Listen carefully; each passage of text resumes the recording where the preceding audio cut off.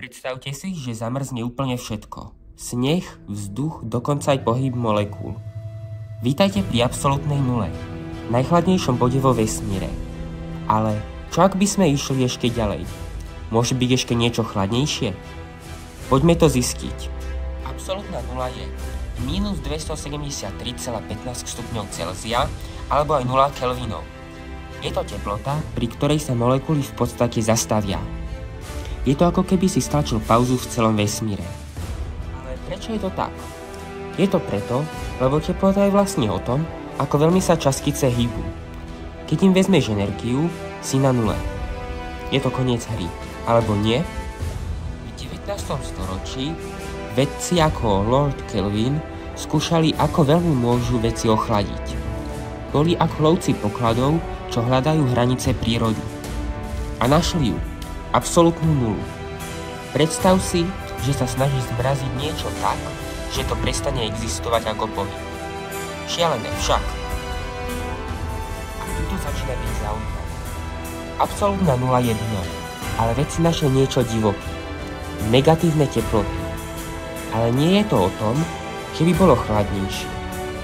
Je to skôr, ako by častice dostali toľko energie, že začnú ignorovať normálne pravidlá. Nie je chladnejšie, ale skôr horúcejšie.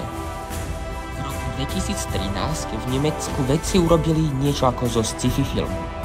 Použili lasery a magnety, aby oklamali atómy. Zrazu sa atómy správali, ako by mali negatívnu teplotu. Nie chladnejšiu, ale úplne mimo normálnej škály. Predstav si to, ako keby si otočil termostat na nereálne horúco, alebo niečo také. Takže môže byť aj chladnejšie ako absolútna nula? Nie, lebo absolútna nula je ako pomyselná cieľová páska.